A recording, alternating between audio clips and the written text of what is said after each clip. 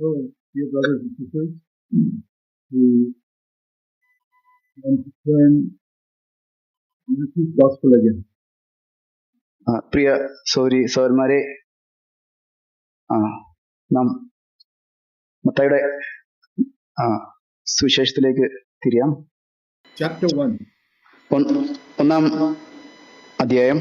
So, verse 21 this morning. നമ്മൾ 21-ാം വാക്യം ഇന്ന് കണ്ടു. We saw how most Christians have never understood that. നമ്മൾ പല ക്രിസ്ത്യാനികളും അത് മനസ്സിലാക്കിയിട്ടില്ല എന്നുള്ളതും കണ്ടു. You'll almost never hear that verse being preached as being saved from the power of sin anywhere. നമ്മൾ ആ വാക്യത്തെ പാപത്തിന്റെ ശക്തിയിൽ നിന്നും രക്ഷിക്കപ്പെടുന്നതായിട്ട് പ്രസംഗിച്ച് ഒരിടത്തും കേട്ടിട്ടില്ലല്ലോ. It is usually preached as saved from hell.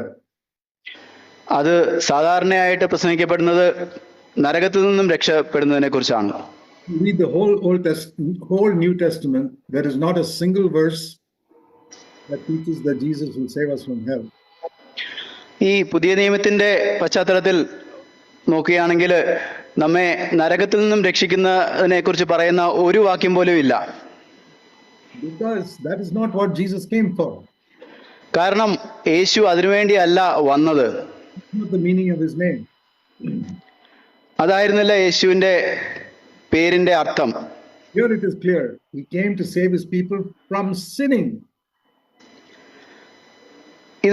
ഇവിടെ ഇത് വ്യക്തമാണ്, പാപം ചെയ്യുന്നതിൽ നിന്നും രക്ഷിക്കുന്നത് എന്നാണ്.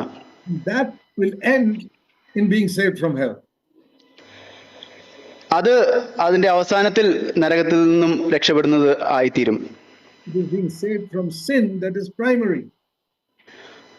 അപ്പോൾ ഏറ്റവും പ്രാഥമികമായിട്ടുള്ള കാര്യം പാപത്തിൽ നിന്നും രക്ഷപ്പെടുക എന്നുള്ളതാണ്. What did Jesus teach about a man who went to hell? യേശു നരകത്തിൽ പ്രവേശിച്ച ഒരു മനുഷ്യനെ കുറിച്ച് എന്താണ് പഠിപ്പിച്ചത്? Very important to understand that. Turn to Luke's Gospel, chapter 16.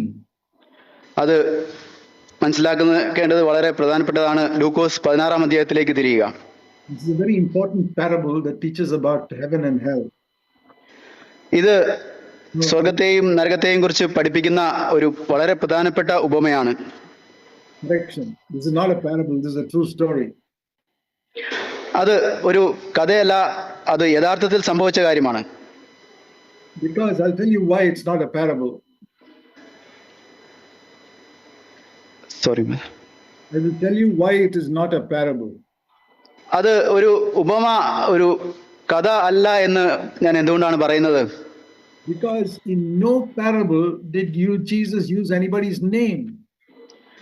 ഒരു ഉപമയിലും യേശു ഒരു വ്യക്തിയുടെ പേര് പരാമർശിച്ചിട്ടില്ല.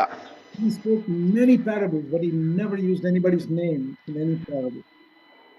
യേശു പല ഉപമകളും സംസാരിച്ചതിൽ ഒന്നിലും ഒരാളുടെയും പേര് പറഞ്ഞിട്ടില്ല. He would say a certain man or a certain woman like that. Sorry. He would say a certain man or a certain woman. That's how he always spoke in parables. I didn't get it. Sorry. Jesus would say a certain man or a certain. യേശു ഇങ്ങനെയാണ് പറയാറുള്ളത്, ഒരു പ്രത്യേക വ്യക്തി എന്നൊക്കെയാണ് പറയാറുള്ളത്. But here he spoke about Abraham. ഇവിടെ എന്നാൽ യേശു എബ്രഹാമിനെ കുറിച്ച് പറയുന്നു. That's a real person. അത് യഥാർത്ഥത്തിലുള്ള ഒരു മനുഷ്യനാണ്. It is not a parable. Not a parable. അതൊരു ഉപമ അല്ല, വെറും ഉപമയല്ല. True story of two people who lived in Israel. ഇസ്രായേലിൽ ജീവിച്ചിരുന്ന രണ്ട് വ്യക്തികളുടെ യഥാർത്ഥ സംഭവമാണ്. One rich man and one poor beggar. അത് ഒരു ധനവാനും ഒരു പാവപ്പെട്ട യാചകനും അവരുടെ കഥയാണ്. And you know the story how the rich man went to hell. ആ കാര്യം നമുക്കറിയാം, ആ സംഭവം നമുക്കറിയാം. എങ്ങനെയാണ് ധനവാൻ നരകത്തിൽ എത്തിച്ചേർന്നതെന്ന്. And now, see what he says in hell. ഇപ്പോൾ നരകം എന്നതിനെ കുറിച്ച് പറയുന്നത് എന്താണെന്ന് കാണുക. What does he say when he goes to hell? അവൻ നരകത്തിൽ പോകുന്നു എന്നല്ല പറഞ്ഞത്. No, no, no. What did he say after he went to hell? അവൻ നരകത്തിൽ പോയതിന് ശേഷം എന്താണ് പറഞ്ഞത്? Listen to this. ഇത് ശ്രദ്ധിക്കുക. He tells Abraham to send Lazarus to preach to his brothers. എബ്രഹാമിനോട് പറഞ്ഞത് അവിടെ തൻ്റെ സഹോദരന്മാരോട് പ്രസംഗിക്കാനായിട്ട് ദൂതന്മാരെ അയക്കുവാനായിട്ട് എബ്രഹാമിനോട് പറയുന്നു. Lazarus. ലാസറിനെ അയക്കണമേ എന്ന്. And Abraham said they got the Bible. Why should I send Lazarus? Abraham പറയുന്നത് അവർക്ക് ബൈബിൾ ഉണ്ടല്ലോ, എന്തിനാണ് പിന്നെ ലാസറിനെ അയക്കേണ്ടത്? Now listen to that rich man's reply in hell. ഇപ്പോ ആ ധനവാന്റെ നരകത്തിൽ നിന്നുള്ള മറുപടി ശ്രദ്ധിക്കുക. Very important to hear that. അത് കേൾക്കേണ്ടത് വളരെ പ്രധാനപ്പെട്ടതാണ്. Luke 16 verse 30. Lukose 16:30. If somebody goes to them from the dead, they will repent.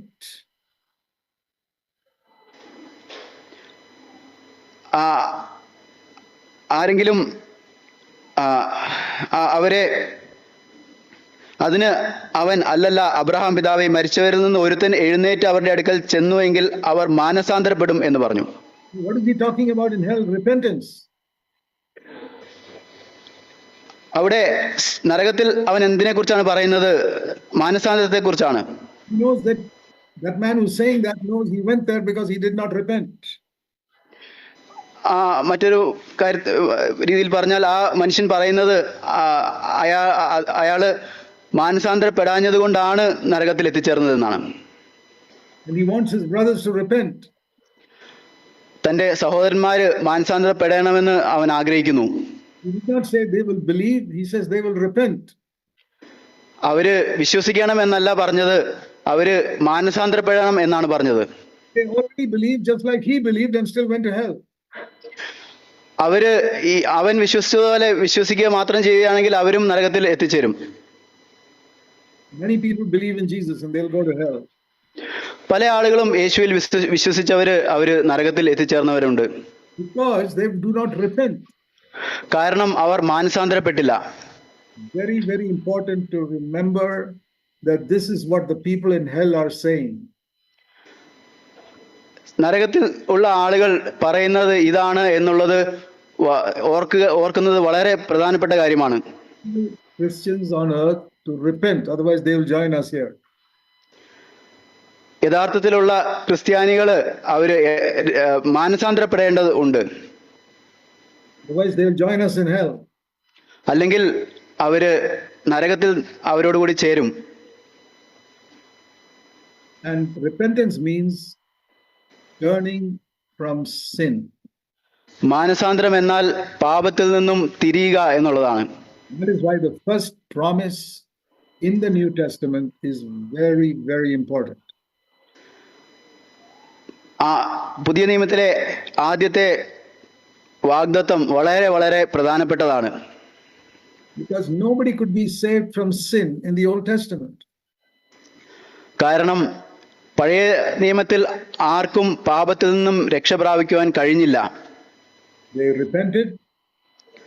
Our മാനസാന്തരപ്പെട്ടു. They asked for forgiveness. പാപക്ഷമയ്ക്ക് വേണ്ടി ചോദിച്ചു. Psalm 103 says, God forgave all their sins. സങ്കീർത്തനം 103 പറയുന്നത് ദൈവം അവരുടെ എല്ലാ പാപങ്ങളും ക്ഷമിച്ചു എന്നാണ്. What David says. ദാവീദ് പറയുന്നത്. He didn't say God gave them victory over sin. ദാവീദ് അവർക്ക് പാപത്തിൽ നിന്നുള്ള വിജയം നൽകി എന്ന് പറയുന്നില്ല. So if you get only forgiveness of sins, you are in the Old Testament still. നിങ്ങൾക്ക് പാപക്ഷമ മാത്രമാണ് ലഭിക്കുന്നതെങ്കിൽ നിങ്ങൾ ഇപ്പോഴും പഴയ ഉടമ്പടിയിലാണ്. Living in Psalm 103. നാം സങ്കീർത്തനം 103 വായിക്കുന്നു. Bless the Lord who pardons all your sins. എന്റെ എല്ലാ പാപങ്ങളും ക്ഷമിച്ചു തരുന്ന കർത്താവിന് മഹത്വം. Written 1000 years before Christ came. കർത്താവ് വരുന്നതിന്, ക്രിസ്തു വരുന്നതിന് 1000 വർഷങ്ങൾ മുമ്പ് ജീവിച്ചതാണ്. If that is what you're saying today, and that's all you're saying, you are living in 1000 years before Christ. അന്ന് ജീവിച്ച ദാവീദ് പറയുന്ന അതേ കാര്യം തന്നെയാണ് ഇപ്പോഴും നിങ്ങൾ പറയുന്നതെങ്കിൽ നിങ്ങളും ആ സമയത്തെ ആളുകളാണ്. Old Testament Christian. പഴയ നിയമ ക്രിസ്ത്യാനികൾ. And 99% of so-called believers are Old Testament believers. വിശ്വാസികൾ എന്ന് പറയപ്പെടുന്ന 99% ആളുകളും ഇങ്ങനെയുള്ളവരാണ്. Because they have no victory over sin. കാരണം അവർക്ക് പാപത്തിന്മേൽ വിജയമില്ല. They get angry. അവര് കോപിക്കുന്നു. Lust after women. അവര് ക്ഷമിക്കുന്നില്ല. They lust after women. അവര് സ്ത്രീകളെ മോഹിക്കുന്നു. They don't forgive others. അവര് മറ്റുള്ളവരോട് ക്ഷമിക്കുന്നില്ല. They watch pornography. അവര് ലൈംഗിക അശ്ലീല ചിത്രങ്ങൾ കാണുന്നു. They make false statements to make more money. അവര് കൂടുതൽ പണം സമ്പാദിക്കുന്നതിന് തെറ്റായ കാര്യങ്ങൾ ഉണ്ടാക്കുന്നു. They do business and cheat on the income tax. അവര് വ്യാപാരം ചെയ്യുമ്പോൾ ഇൻകം ടാക്സിനെ അവര് പറ്റിക്കുന്നു. And yet they sit in good churches and think they are going to heaven. എന്നാൽ അപ്പോഴും എല്ലാം അവര് നല്ല സഭകളിലാണ് ഇരിക്കുന്നത്, ഞങ്ങൾ സ്വർഗത്തിൽ പോകുന്നു എന്ന് പറയുന്നു. Let me tell you, as a servant of God, you will not go to heaven. ഞാനൊരു ദൈവത്തിന്റെ ദാസൻ എന്ന രീതിയിൽ പറയട്ടെ, നിങ്ങൾ സ്വർഗത്തിൽ പോകുകയില്ല. I have to tell you that because I don't want you to face me in the judgment seat of Christ and tell me, Brother Zach, why didn't you tell me the truth? എനിക്കിത് നിങ്ങളോട് പറയേണ്ടതുണ്ട്. കാരണം കർത്താവിന്റെ, ക്രിസ്തുവിന്റെ ന്യായസ്ഥാനത്തിന്റെ മുമ്പിൽ നിന്നുകൊണ്ട് brother sac നിങ്ങൾ എന്നോട് ഇത് പറഞ്ഞില്ലല്ലോ എന്ന് നിങ്ങൾ പറയുന്നത് എനിക്ക് കേൾക്കാൻ പാടില്ല. Jesus came to save us from sin. ഞാൻ നിങ്ങളോട് പറയട്ടെ, യേശു വന്നത് പാപത്തിൽ നിന്ന് നമ്മെ രക്ഷിക്കുവാൻ വേണ്ടിയാണ്. The standard of holiness that Jesus preached is found in Matthew 5, 6 and 7. യേശു പ്രസംഗിച്ച വിശുദ്ധിയുടെ നിലവാരം അത് മത്തായി 5, 6, 7 അധ്യായങ്ങളിലാണ് കാണുന്നത്. End of those 3 chapters. ആ 3 അധ്യായങ്ങളിൽ, at the end of those 3 chapters, ആ അധ്യായങ്ങളുടെ അവസാനമായിട്ട് Jesus told a parable യേശു ഒരു ഉപമ പറഞ്ഞു. of 2 builders. പണിയുന്ന 2 ആളുകളെ കുറിച്ച്. One built his house on the rock and the other built his house on the sand. ഒരാള് പാറമേൽ അടിസ്ഥാനമിട്ട് വീട് പണിതു, മറ്റേ ആള് മണലിന്മേൽ പണിതു. And in the beginning when I read it, I thought they built in 2 different areas, one rocky area and one sandy area. ആദ്യമൊക്കെ അത് വായിച്ചപ്പോൾ ഞാൻ വിചാരിച്ചത് അവര് രണ്ട് വ്യത്യസ്ത സ്ഥലങ്ങളിൽ, ഒന്ന് പാറകളുള്ള സ്ഥലത്തും മറ്റൊരാള് മണലുകളുള്ള സ്ഥലത്തുമാണ് പണിതെന്നാണ് ചിന്തിച്ചത്. In Matthew 7 it looks like that. Mathai 7 അത് പറയുന്നത്, it sounds as if they were in 2 different places. അവര് അത് 2 വ്യത്യസ്ത സ്ഥലങ്ങൾ ആണെന്നല്ല അത് അവിടെ സൂചിപ്പിക്കുന്നത്. It sounds as if they were in 2 different places. അത് 2 വ്യത്യസ്ത സ്ഥലങ്ങളിലാണെന്ന് തോന്നിപ്പിക്കും. But when you compare it with Luke chapter 6, എന്നാൽ നമ്മള് Luke 6, Luke chapter 6, നമ്മളത് ലൂക്കോസ് 6-ാം അധ്യായമായിട്ട് താരതമ്യം ചെയ്യുമ്പോൾ 48 verse 48 and 49, അതിന്റെ 48-ഉം 49-ഉം വാക്യങ്ങൾ we read that the man who built on the rock, verse 48, he dug deep and laid the foundation on the rock. അവിടെ 48-ാം വാക്യത്തില് പാറമേൽ അടിസ്ഥാനമിട്ടവൻ ആഴത്തിൽ കുഴിച്ച് വീട് പണിത്. And so the other man, his problem was he did not dig deep. മറ്റേ ആളുടെ പ്രശ്നം എന്താണെന്ന് വെച്ചാൽ അയാള് ആഴത്തിൽ കുഴിച്ചില്ല എന്നതായിരുന്നു. And that means that that man did not repent. That is digging deep. ആഴത്തിൽ കുഴിക്കുക എന്നുള്ളത് മാനസാന്തരപ്പെടുന്നതിന് സൂചിപ്പിക്കുന്നതാണ്. അയാൾ മാനസാന്തരപ്പെട്ടില്ല എന്നാണ് ഇത് കാണിക്കുന്നത്. To dig deep into my heart and discover sin which I have not repented of. നാം നമ്മുടെ ഹൃദയത്തിന്റെ ഉള്ളിൽ ആഴെ കുഴിച്ച് ഇതുവരെയും മാനസാന്തരപ്പെടാത്ത പാപങ്ങളെ കാണേണ്ടതുണ്ട്. I want to ask you, do you dig deep into your heart to see if there is hidden sin there? ഞാൻ നിങ്ങളോട് ചോദിക്കട്ടെ, നിങ്ങൾ നിങ്ങളുടെ ഹൃദയത്തിന്റെ ആഴത്തിൽ കുഴിക്കുന്നുണ്ടോ അവിടെ മറഞ്ഞിരിക്കുന്ന പാപങ്ങളെ കാണേണ്ടതിന്? Otherwise, you're like the man who built on sand. അതല്ലെങ്കിൽ നിങ്ങൾ മണലിന്മേൽ വീട് പണിത ആളിനെ പോലെയാണ്. You can say that we believe in Jesus Christ. നിങ്ങൾക്ക് പറയാൻ കഴിയും, ഞാൻ യേശുവിൽ വിശ്വസിക്കുന്നു എന്ന്. The man who built on sand, did he hear the word of God? ആ മണലിന്മേൽ പണിത വ്യക്തി ദൈവവചനം കേട്ടില്ലേ? Yes, he did. അതെ, അവൻ കേട്ടു. Only thing he didn't obey it.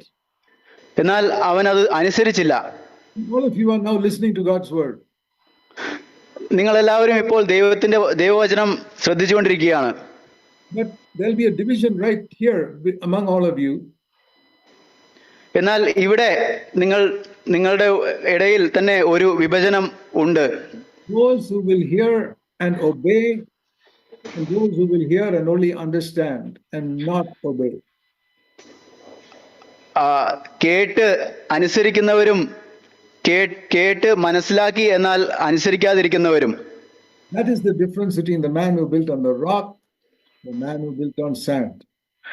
അതാണ് പാറമേൽ വീട് പണിത വ്യക്തിയും മണലിന്മേൽ വീട് പണിത വ്യക്തിയും തമ്മിലുള്ള വ്യത്യാസം. For example, ഉദാഹരണത്തിന് in Matthew chapter 5, മത്തായി 5-ാം അധ്യായത്തിൽ Jesus said one difference between Old Testament and New Testament is this.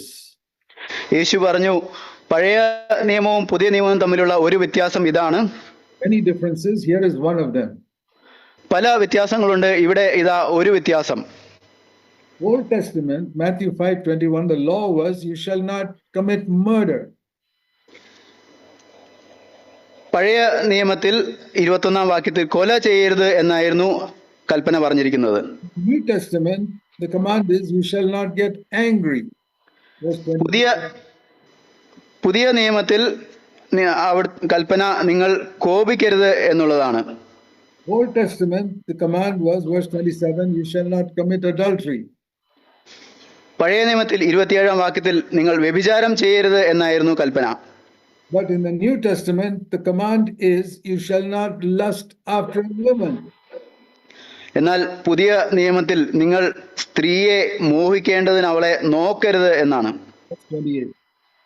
28-ാം വാക്യം. Now tell me, have you ever heard that preached in any other church? ഇപ്പോൾ നിങ്ങൾ എന്നോട് പറയുക, ഇത് പ്രസംഗിക്കപ്പെട്ട് നിങ്ങൾ എവിടെയെങ്കിലും കേട്ടിട്ടുണ്ടോ? Regularly. How many are preaching it regularly? അത് സ്ഥിരമായിട്ട് പ്രസംഗിക്കുന്നത് ആരൊക്കെയാണ്? You have heard me during the last 40 years that I've come to Kerala. ഞാൻ കഴിഞ്ഞ 40 വർഷമായിട്ട് കേരളത്തിൽ വന്നിരുന്ന സമയത്തെല്ലാം എന്നെ കേട്ടിട്ടുണ്ടല്ലോ. You heard me preach on that at least 100 times. ആ കാര്യങ്ങളെക്കുറിച്ച് ഒരു 100 തവണയെങ്കിലും സംസാരിക്കുന്നത് നിങ്ങൾ കേട്ടിരിക്കും. Because it is the most important thing. കാരണം അത് പ്രധാനപ്പെട്ട കാര്യമാണ്. In the Old Testament they said two things. Don't commit murder, don't commit adultery. പഴയ നിയമത്തിൽ നിങ്ങൾ കൊല ചെയ്യരുത്, വ്യഭിചാരം ചെയ്യരുത് എന്ന 2 കാര്യങ്ങളുണ്ട്. Almost all human beings today, even unconverted people, recognize those are 2 great sins. എല്ലാ ആളുകളും വീണ്ടും ജനിക്കാത്ത ആളുകൾ പോലും അത് വലിയ പാപങ്ങളായിട്ട് അംഗീകരിക്കുന്നുണ്ട്. But Even Christians don't think of anger and sexual lust as serious sins. എന്നാൽ ക്രിസ്ത്യാനികൾ പോലും കോപമോ ലൈംഗിക മോഹമോ ഗൗരവമായ പാവമായിട്ട് കാണുന്നില്ല. They think adultery and murder are serious, just like the worldly people. അവര് കൊലയും വ്യഭിചാരവും ഗൗരവമായിട്ട് എടുക്കുന്നു ഈ ലോകത്തിലെ ആളുകളെ പോലെ. What is the difference between you and the worldly people? അങ്ങനെയാണെങ്കിൽ നിങ്ങളും ലോകത്തിലെ ആളുകളും തമ്മിലുള്ള വ്യത്യാസം എന്താണ്? You get angry with your husband or your wife just like them. You're not different from the worldly people. നിങ്ങൾ നിങ്ങളുടെ ഭർത്താവിനോടോ ഭാര്യയോടോ ലോകത്തിലെ ആളുകൾ ചെയ്യുന്നത് പോലെ കോപിക്കുന്നു. നിങ്ങൾ അവരുമായിട്ട് വ്യത്യസ്തരല്ല. You don't take it seriously. നിങ്ങൾ അതിനെ ഗൗരവമായിട്ട് എടുക്കുന്നില്ലെങ്കിൽ You may fall, but you take it seriously and repent. That is the question.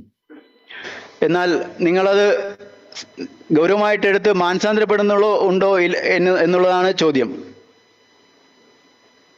The standard of Christianity has dropped tremendously. ക്രിസ്തീയതയുടെ നിലവാരം വളരെ താഴ്ന്നു പോയിരിക്കുന്നു. So I spoke in the morning about through tribulation we enter into God's kingdom. രാവിലെ ഞാൻ സംസാരിച്ചത് കഷ്ടതകളിലൂടെ നാം ദൈവരാജ്യത്തിൽ പ്രവേശിക്കുന്നതിനെ കുറിച്ചാണ്. I want to show you a verse which speaks about suffering. കഷ്ടത അനുഭവിക്കുന്നതിനെ സംബന്ധിച്ച് ഒരു വാക്യം കാണിക്കാൻ ആഗ്രഹിക്കുന്നു. 1 Peter chapter 4. 1 പത്രോസ് 4-ാം അധ്യായം 1 Peter 4 verse 1. 1 പത്രോസ് 4-ന്റെ ആദ്യത്തെ വാക്യം. Since Christ has suffered in the flesh, you must arm yourself with the same purpose to suffer in the flesh, because then you will stop sinning. ക്രിസ്തു ജഡത്തിൽ കഷ്ടം അനുഭവിച്ചതുകൊണ്ട് നിങ്ങളും ആ ഭാവം തന്നെ ആയുധമായി ധരിക്കുവിൻ. Then further, ജഡത്തിൽ കഷ്ടം അനുഭവിച്ചവൻ ജഡത്തിൽ ശേഷിച്ചിരിക്കും കാലം ഇനി മനുഷ്യരുടെ മോഹങ്ങൾക്കല്ല ദൈവത്തിന്റെ ഇഷ്ടത്തിനത്രേ ജീവിക്കേണ്ടതിന് പാപം വിട്ടൊഴിഞ്ഞിരിക്കുന്നു. പാപം വിട്ടൊഴിഞ്ഞിരിക്കുന്നു. Has that happened in your life? പാപം വിട്ടൊഴിഞ്ഞിരിക്കുന്നു എന്നുള്ളത് നിങ്ങളുടെ ജീവിതത്തിൽ സംഭവിച്ചോ? It says here, if you suffer in the flesh, you will finish with sin. ഇവിടെ പറയുന്നത് നിങ്ങൾ ജഡത്തിൽ കഷ്ടം അനുഭവിക്കുകയാണെങ്കിൽ നിങ്ങൾ പാപത്തെ ജയിക്കും. You will finish with sinning. പാപം ചെയ്യുന്നത് പൂർണ്ണമായിട്ടും തീർന്നു പോകും. That's what it says here. Cease from sin means you're finished with sinning.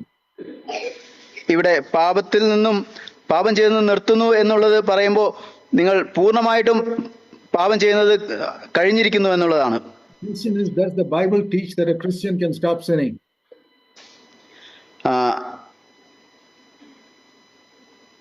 Does the Bible teach that a Christian can stop sinning? Bible പഠിപ്പിക്കുന്നുണ്ടോ ഒരു ക്രിസ്ത്യാനിക്ക് പാപം ചെയ്യുന്നത് നിർത്താമെന്ന്? 99% of Christians will say no, it doesn't say that. 99% ആളുകളും പറയും Bible അങ്ങനെ പറയുന്നില്ല എന്ന്. Say we are just like Old Testament people like Moses and Elijah and all, we'll keep on sinning till the end of our life. അവര് പറയുന്നത് നാം ഏലിയാവിനെയും മോശയെയും പോലെയുള്ള പഴയ നിയമത്തിലെ ആളുകളെ പോലെയാണ് ജീവിതത്തിന്റെ അവസാനം വരെ പാപം ചെയ്തുകൊണ്ടേയിരിക്കും. Even Jesus cannot save us from committing sin. യേശുവിന് പോലും പാപം ചെയ്യുന്നതിൽ നിന്ന് നമ്മെ രക്ഷിക്കാൻ കഴിയുകയില്ല എന്ന്. Save us from hell. നമ്മെ നരകത്തിൽ നിന്നുമാണ് രക്ഷിക്കുന്നത്. See what it says here. Is this written in your Bible? ഈ വാക്യം നിങ്ങളുടെ ബൈബിളിലുണ്ടോ? You read it? Have you taken it seriously? അത് നിങ്ങൾ ഗൗരവമായിട്ട് എടുത്തിട്ടുണ്ടോ? You're thinking the theme in this conference is about suffering, hardship. Sorry, brother. The theme in this conference is about suffering, hardship. ഈ കോൺഫറൻസിന്റെ theme അത് കഷ്ടം അനുഭവിക്കുന്നതിനെ കുറിച്ചാണ്. Okay, here it is speaking about suffering in the flesh. ഇവിടെ ജഡത്തിൽ കഷ്ടം അനുഭവിക്കുന്നതിനെ കുറിച്ചാണ് പറയുന്നത്. If you do that, you'll stop sinning. അത് നിങ്ങൾ ചെയ്യുകയാണെങ്കിൽ നിങ്ങൾ പാപം ചെയ്യുന്നത് നിർത്തും. What is this suffering in the flesh? ഇതാണ് ജഡത്തിൽ What does this mean? ഇത് ഈ ജഡത്തിൽ കഷ്ടം അനുഭവിക്കുക എന്നുള്ളത് കൊണ്ട് എന്താണ് അർത്ഥമാക്കുന്നത്? Somebody throwing stones at us or putting us in prison for preaching the gospel? ആളുകൾ നമ്മെ സുവിശേഷം പ്രസംഗിക്കുന്നതുകൊണ്ട് ആരെങ്കിലും നമ്മുടെ മേൽ കല്ലെറിയുകയോ നമ്മെ ജയിലിൽ അടയ്ക്കുകയോ ചെയ്യുന്നത്? That's why, no, is that how you stop sinning? അതല്ല, നാം പാപം ചെയ്ത് നിർത്തുന്നു എന്നുള്ളതാണ്. No, but what I'm saying is you stop sinning by going to jail for preaching the gospel. ഞാൻ പറയുന്നത്, നിങ്ങൾ ജയിലിൽ സുവിശേഷം പ്രസംഗിച്ച് ജയിലിൽ പോകുന്നത് കൊണ്ട് നിങ്ങൾ പാപം ചെയ്ത് നിർത്തും. That is not the meaning here. അതല്ല ഇവിടുത്തെ അർത്ഥം. What does this mean, to suffer in the flesh? ജഡത്തിൽ കഷ്ടം അനുഭവിക്കുന്നത് എന്നതുകൊണ്ട് അർത്ഥമാക്കുന്നത് എന്താണ്? It means being persecuted for preaching the gospel. അത് സുവിശേഷം പ്രസംഗിക്കുന്നതിന് ഉപദ്രവിക്കപ്പെടുന്നതാണോ? It does not mean that. അതല്ല അതിന്റെ അർത്ഥം. I want to ask you, how many of you have seriously tried to understand the meaning of this expression? ഞാൻ നിങ്ങളോട് ചോദിക്കട്ടെ, ഈ പ്രയോഗത്തിന്റെ അർത്ഥം എന്താണെന്ന് യഥാർത്ഥത്തിൽ മനസ്സിലാക്കുവാൻ നിങ്ങൾ എത്ര പേർ ശ്രമിച്ചിട്ടുണ്ട്? I think many Christians have not even tried to understand it. പല ക്രിസ്ത്യാനികളും അത് മനസ്സിലാക്കുവാൻ ശ്രമിച്ചിട്ട് പോലുമില്ല.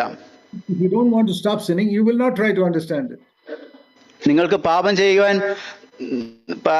ചെയ്യുന്നത് നിർത്താൻ താല്പര്യമില്ലെങ്കിൽ നിങ്ങൾ ഇത് മനസ്സിലാക്കാൻ ശ്രമിക്കുകയില്ല. My testimony. എന്റെ സാക്ഷ്യം, after I was born again, for 16 years, I was defeated by sin. ഞാൻ വീണ്ടും ജനിച്ചതിന് ശേഷം 16 വർഷം കാലം പാപത്താൽ പരാജയപ്പെടുത്തപ്പെട്ടവനായിരുന്നു. I'm not talking about murder or adultery or stealing. I never did any of those things. ഞാൻ വ്യഭിചാരത്തെക്കുറിച്ചോ കൊലയെക്കുറിച്ചോ അങ്ങനെയുള്ള കാര്യങ്ങളെക്കുറിച്ചൊന്നുമല്ല പറയുന്നത്. I never did any of those things. അങ്ങനെയുള്ള ഒരു കാര്യവും ഞാൻ ചെയ്തിട്ടില്ല. But there was sin in my thoughts, there was sin in my words. എന്നാൽ എൻ്റെ ചിന്തകളിൽ പാപമുണ്ടായിരുന്നു, എൻ്റെ വാക്കുകളിൽ പാപമുണ്ടായിരുന്നു. I did not stop sinning for 16 years. ഞാൻ 16 വർഷത്തോളം പാപം ചെയ്ത് നിർത്തിയിരുന്നില്ല. I was happy with that because every other Christian around me was also like that. എന്നാൽ എൻ്റെ ചുറ്റുപാടുമുള്ള മറ്റ് ക്രിസ്ത്യാനികളും അങ്ങനെ തന്നെ ആയിരുന്നു എന്നതുകൊണ്ട് ഞാൻ അതിൽ സന്തുഷ്ടനായിരുന്നു. I took this verse seriously. ഞാൻ ഈ വാക്യത്തെ ഗൗരവമായിട്ട് എടുത്തിരുന്നില്ല. I remember I began to seek God and fast and pray and say, Lord, make this real in my life. ഞാൻ ഓർക്കുന്നു, ഞാൻ കർത്താവിനെ അന്വേഷിക്കുകയും ഞാൻ ഉപവസിച്ച് പ്രാർത്ഥിക്കുകയും ചെയ്തിരുന്നു. കർത്താവേ, ഈ കാര്യം എൻ്റെ ജീവിതത്തിൽ യാഥാർത്ഥ്യമാക്കണമേ എന്ന്. What does it mean to suffer in the flesh and stop sinning? ജഡത്തിൽ കഷ്ടം അനുഭവിച്ചുകൊണ്ട് പാപം ചെയ്യുന്നത് നിർത്തുക എന്നുള്ളത് കൊണ്ട് അർത്ഥമാക്കുന്നത് എന്താണ്? What does it mean to suffer in the flesh and stop getting angry?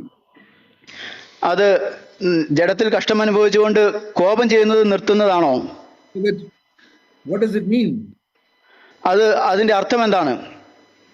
How can I stop shouting at my wife? എങ്ങനെയാണ് ഞാൻ എൻ്റെ ഭാര്യയോട് കയർക്കുന്നതിൽ നിന്നും ഞാൻ നിർത്തിക്കളയുന്നത്? Stop getting angry with people. ആളുകളോട് കോപിക്കുന്നത് നിർത്തുന്നത്? Am I just to live like Old Testament people, defeated and asking forgiveness and defeated and asking forgiveness? പഴയ നിയമത്തിലെ ആളുകളെ പോലെ വീണു ക്ഷമ ചോദിക്കുന്നു, വീണ്ടും വീഴുന്നു, ക്ഷമ ചോദിക്കുന്നു, അങ്ങനെയാണോ? I saw from this verse there is a better way. ഈ വാക്യത്തിൽ നിന്നും ഞാൻ കണ്ടത് അതിലും നല്ല ഒരു വഴിയുണ്ട് എന്നാണ്. I was determined to find it. അത് കണ്ടെത്തുവാനായിട്ട് ഞാൻ ദൃഢനിശ്ചയം എടുത്തു. The promise I claimed were two promises. രണ്ട് പ്രോമിസസ് ഉണ്ട്, അത് ഞാൻ ക്ലെയിം ചെയ്തു. One is Hebrews 11:6. ഒന്നാമത്തേത് എബ്രായർ 11:6. God is a rewarder of those who diligently seek him. തന്നെ അന്വേഷിക്കുന്നവർക്ക് പ്രതിഫലം കൊടുക്കുന്ന ദൈവമാണ്. Those who wholeheartedly seek him. തന്നെ പൂർണ്ണ ഹൃദയത്തോടെ അന്വേഷിക്കുന്നവർക്ക്. Another promise is Jeremiah chapter 29. മറ്റൊരു വാഗ്ദത്തം ഇരമ്യ പ്രവചനം 29-ാം അധ്യായത്തിലാണ്. And verse 13. 13-ാം വാക്യം. You will seek me and find me only when you search for me with all your heart. നിങ്ങൾ എന്നെ അന്വേഷിക്കും, പൂർണ്ണ ഹൃദയത്തോടെ അന്വേഷിക്കുമ്പോൾ നിങ്ങൾ എന്നെ കണ്ടെത്തും. Only when you search for me with all your heart. പൂർണ്ണ ഹൃദയത്തോടെ എന്നെ അന്വേഷിക്കുമ്പോൾ മാത്രമേ എന്നെ കണ്ടെത്തുകയുള്ളൂ. Only then. അപ്പോൾ മാത്രം. Otherwise you will not find me. അതല്ലെങ്കിൽ നിങ്ങൾ എന്നെ കണ്ടെത്തുകയില്ല. 16 years I did not seek God with all my heart to overcome sin. For 16 years I did not seek with all my heart to overcome sin. 16 വർഷക്കാലം ഞാൻ പാപത്തെ ജയിക്കുന്നതിനായിട്ട് കർത്താവിനെ എൻ്റെ പൂർണ്ണ ഹൃദയത്തോടെ അന്വേഷിച്ചിരുന്നില്ല. Prayed but not with all my heart. ഞാൻ പ്രാർത്ഥിച്ചിരുന്നു, എന്നാൽ പൂർണ്ണ ഹൃദയത്തോടെ ആയിരുന്നില്ല. I continued to be defeated. ഞാൻ പരാജയത്തിൽ തുടർന്നു. In my thought life, എൻ്റെ ചിന്താജീവിതത്തിൽ, in speech, എൻ്റെ വാക്കുകളിൽ. my external testimony was good. എൻ്റെ പുറമേ ഉള്ള സാക്ഷ്യം വളരെ നല്ലതായിരുന്നു. I was a first class hypocrite. ഞാൻ ഒരു ഒന്നാം തരം കപടഭക്തനായിരുന്നു.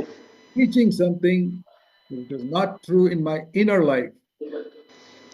എൻ്റെ ആന്തരിക ജീവിതത്തിൽ സത്യമല്ലാത്ത ഒന്നിനെ ഞാൻ പഠിപ്പിച്ചിരുന്നു. I got so fed up with my life that I said, Lord, I'm going to stop preaching. ഞാൻ എൻ്റെ ജീവിതത്തെക്കുറിച്ച് ഇത്ര മടുത്ത് ഞാൻ പറഞ്ഞു, കർത്താവേ, ഞാൻ പ്രസംഗിക്കുന്നത് നിർത്താൻ പോവുകയാണ്. I'm not preaching the truth. ഞാൻ സത്യമല്ല സംസാരിക്കുന്നത്. I'm not living it. ഞാനത് ജീവിക്കുന്നില്ല. You know, it is written about Jesus. നിങ്ങൾക്ക് അറിയാമോ യേശുവിനെ കുറിച്ച് എഴുതിയിരിക്കുന്നത്? 1 verse 1. അപ്പോസ്തല പ്രവൃത്തികൾ 1-ാം അധ്യായം 1-ാം വാക്യം. Jesus did and then taught. യേശു ചെയ്തും അതിനുശേഷം പഠിപ്പിച്ചതും. Today, people study and then teach. ഇന്ന് ആളുകൾ പഠിച്ചിട്ട് പഠിപ്പിക്കുന്നു. Study the Bible and teach. Bible പഠിക്കുന്നു, അതിനുശേഷം പഠിപ്പിക്കുന്നു. Prepare a sermon on Saturday, preach it on Sunday. ശനിയാഴ്ച ഒരു പ്രസംഗം തയ്യാറാക്കുന്നു, അത് ഞായറാഴ്ച പ്രസംഗിക്കുന്നു. Not how Jesus preached. ഇങ്ങനെ ആയിരുന്നു യേശു പ്രസംഗിച്ചത്. Almost all 99% of today's preachers preach like that. ഇന്നത്തെ 99% പ്രസംഗകരും ഇങ്ങനെയാണ് പ്രസംഗിക്കുന്നത്. Jesus prepared his sermon in 30 years at home. യേശു 30 വർഷക്കാലം ഭവനത്തിൽ ഇരുന്നുകൊണ്ട് ഒരു പ്രസംഗം തയ്യാറാക്കുകയായിരുന്നു. Carpentry shop. തൻ്റെ മരപ്പണിശാലയിൽ. He first did for 30 years and then preached for 3.5 years. താൻ 30 വർഷക്കാലം ചെയ്തതിന് ശേഷം 3.5 വർഷക്കാലം പ്രസംഗിച്ചു. What did he do in those 30 years? യേശു ആ 30 വർഷക്കാലം എന്തായിരുന്നു ചെയ്തുകൊണ്ടിരുന്നത്? Peter chapter 4.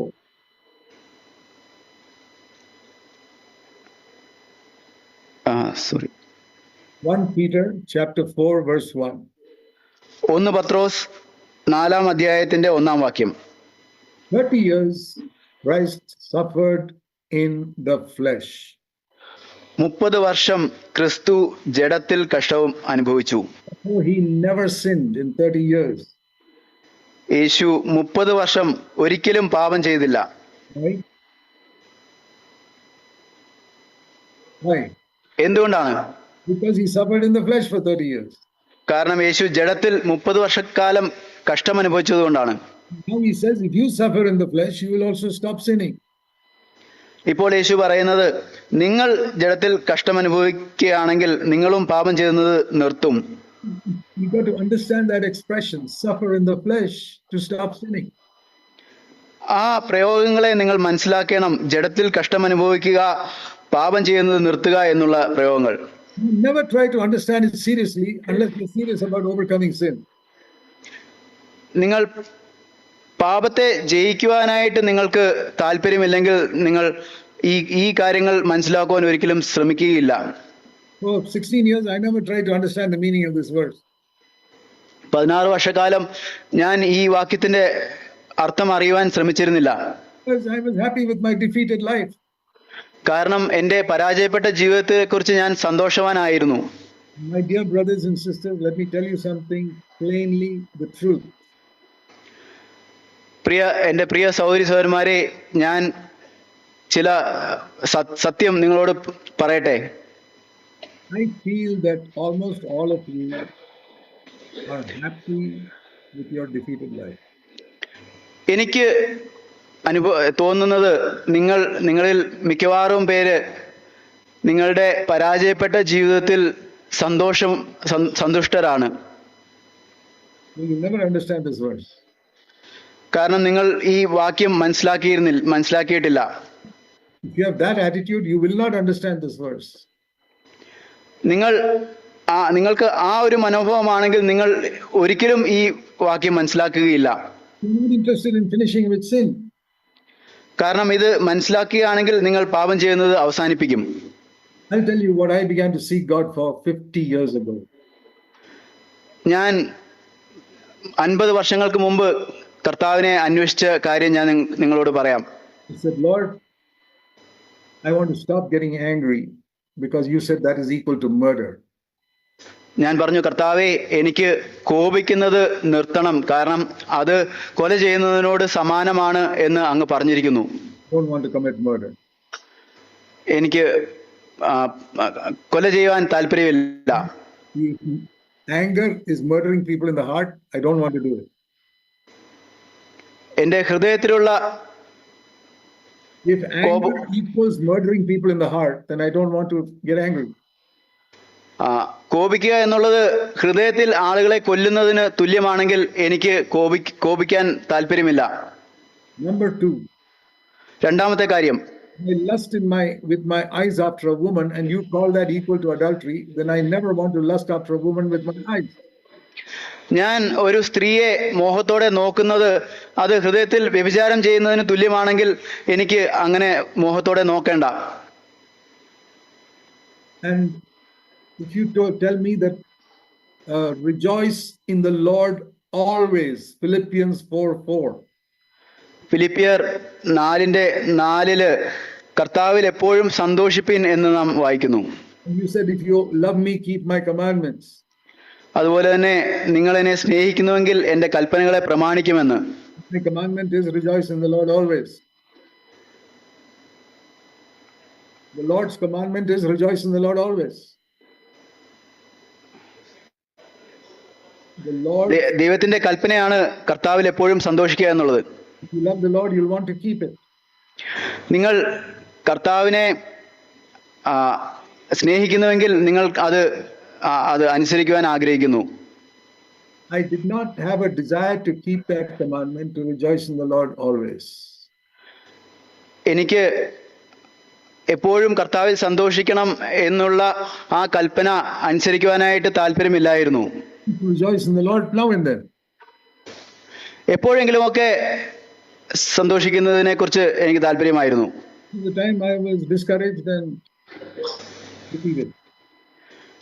ബാക്കി സമയങ്ങളിൽ പരാജയപ്പെട്ടും നിരാശപ്പെട്ടുമൊക്കെ ആയിരുന്നു. I read there, rejoice in the Lord always. എന്നാൽ ഇവിടെ പറയുന്നത് എപ്പോഴും കർത്താവിൽ സന്തോഷിക്കണമെന്നാണ്.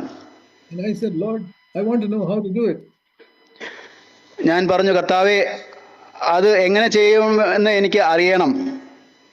Another verse, Philippians 4:6. മറ്റൊന്ന് ഫിലിപ്പിയർ 4:6. Be anxious for nothing. ഒന്നിനെ കുറിച്ചും വിചാരപ്പെടരുത്. Nothing means zero. ഒന്നിനെ കുറിച്ചും എന്നുള്ളത് 0 എന്നാണ്. I'm not asking you whether you have come to that place. I'm asking, do you even try to come to that place where you want to be anxious for nothing? നിങ്ങൾ അവിടെ എത്തിച്ചേർന്നോ എന്നുള്ളതല്ല, നിങ്ങൾ അവിടെ എത്തിച്ചേരുന്നതിനെ കുറിച്ച് അതിന് ശ്രമിച്ചിട്ടുണ്ടോ എന്നുള്ളതാണ് ഞാൻ ചോദിക്കുന്നത്. burning desire to be anxious for nothing. ഒന്നിനെക്കുറിച്ചും വിചാരപ്പെടാതിരിക്കേണ്ടതിന് ഒരു എരിയുന്ന ഒരു ആഗ്രഹം. And when you have that type of desire, you will come to 1 Peter 4 verse 1. ആ ഒരു ആഗ്രഹം നിങ്ങൾക്ക് ഉള്ളപ്പോൾ നിങ്ങൾ 1 പത്രോസ് 4:1 വരും. Because it says here how to stop sinning. കാരണം അവിടെ പറയുന്നത് പാപം ചെയ്യുന്നത് എങ്ങനെ നിർത്താമെന്നാണ്. And it says you have to suffer in the flesh. അതുപോലെ എങ്ങനെയാണ് ജഡത്തിൽ കഷ്ടം അനുഭവിക്കുന്നത് എന്നാണ്. So when you have a theme of suffering hardship in this conference, നമുക്ക് കഷ്ടതകൾ അനുഭവിക്കുന്ന ഒരു തീം ഈ കോൺഫറൻസിൽ ഉള്ളപ്പോൾ you must first understand how to suffer in the flesh. ജഡത്തിൽ കഷ്ടം അനുഭവിക്കുന്നത് എങ്ങനെയാണ് എന്നുള്ളത് ആദ്യം മനസ്സിലാക്കണം നാം. Because it says here Jesus also suffered in the flesh, verse 1. കാരണം യേശുവും ജഡത്തിൽ കഷ്ടം അനുഭവിച്ചു എന്നുള്ളത് നാം 1-ാം വാക്യത്തിൽ വായിക്കുന്നു. We know that Jesus never sinned. നമുക്കറിയാം യേശു ഒരിക്കലും പാപം ചെയ്തില്ല എന്നുള്ളത്. Here we understand how it was he never sinned. എന്നാൽ ഇവിടെ നാം മനസ്സിലാക്കുന്നത് എങ്ങനെയാണ് യേശു ഒരിക്കലും പാപം ചെയ്യാതിരുന്നതെന്ന്. He suffered in the flesh. താൻ ജഡത്തിൽ കഷ്ടം അനുഭവിച്ചു. It does not mean they put nails into his hands. അതിന്റെ അർത്ഥം അവര് യേശുവിന്റെ കയ്യിൽ ആണി അടിച്ചു എന്നുള്ളതല്ല. The thieves on the cross also got nails in their hands and they were sinning till their last breath. ആ കുരിശിലെ കള്ളന്മാരുടെ കൈകളിലും ആണി അടിക്കപ്പെട്ടു, എന്നാൽ അവരുടെ ജീവിതകാലം മുഴുവൻ പാപം ചെയ്യുകയായിരുന്നു. Not the meaning of suffering in the flesh. അതല്ല ജഡത്തിൽ കഷ്ടം അനുഭവിക്കുന്നത് എന്നതുകൊണ്ട് അർത്ഥമാക്കുന്നത്. Now let me try and explain this to you. ഞാൻ ഇത് നിങ്ങളോട് വിശദീകരിച്ച് ശ്രമിക്കട്ടെ. In the word flesh in the New Testament has got two uses. ജഡം എന്നുള്ള വാക്കിന് പുതിയ നിയമത്തിൽ 2 ഉപയോഗങ്ങളാണുള്ളത്. These are physical flesh in our body. ഒന്ന് നമ്മുടെ ശരീരം, ഭൗതിക ശരീരം എന്ന അർത്ഥമുണ്ട്. That is how it is in the Old Testament also. അങ്ങനെയായിരുന്നു അത് പഴയ നിയമത്തിൽ പ്രയോഗിച്ചിരുന്നത്. New Testament flesh has got another meaning. പുതിയ നിയമത്തിൽ ജഡ എന്നുള്ളതിന് മറ്റൊരു അർത്ഥവുമുണ്ട്. You will understand what it means to suffer in the flesh. അങ്ങനെയാണ് ജഡത്തിൽ കഷ്ടം അനുഭവിക്കുക എന്നുള്ളത് നിങ്ങൾ മനസ്സിലാക്കുന്നത്. So let me show you Galatians chapter 5. ഞാൻ ഗലാത്യ ലേഖനം 5-ാം അധ്യായം നിങ്ങളെ കാണിക്കട്ടെ. Galatians and chapter 5. ഗലാത്യ ലേഖനം 5-ാം അധ്യായം. Here we read in verse 17. ഇവിടെ 17-ാം വാക്യത്തിൽ നാം വായിക്കുന്നു. Read this. ജഡാഭിലാഷം ആത്മാവിനും ആത്മാഭിലാഷം ജഡത്തിനും വിരോധമായിരിക്കുന്നു. നിങ്ങൾ Here it says about the flesh fighting against the spirit, and the spirit fighting against the flesh. ഇവിടെ ജഡം ആത്മാവിനെതിരെ പോരാടുന്നതും ആത്മാവ് ജഡത്തിനെതിരെ പോരാടുന്നതിനെ കുറിച്ചാണ് പറയുന്നത്. I'm not talking about our body. The Holy Spirit is not fighting with our body. അത് ശരീരത്തെ കുറിച്ചല്ല പറയുന്നതെന്ന് നമുക്ക് വ്യക്തമാണ്. കാരണം ആത്മാവ് ശരീരത്തിനെതിരെ പോരാടുന്നില്ല. The body is the temple of the Holy Spirit. Why should the Holy Spirit fight against my body? ശരീരം എന്നുള്ളത് പരിശുദ്ധാത്മാവിന്റെ ആലയമാണ്. അപ്പോൾ എങ്ങനെയാണ് പരിശുദ്ധാത്മാവിന്റെ ആലയത്തിനെതിരെ ആത്മാവ് പോരാടുന്നത്? It fights against my flesh. ആത്മാവ് എന്റെ ജഡത്തിനെതിരെയാണ് പോരാടുന്നത്. My flesh is my self-will. ജഡം എന്നാൽ എന്റെ സ്വന്ത ഇഷ്ടമാണ്, സ്വന്ത ഇച്ഛയാണ്. I yield to my self-will, I sin.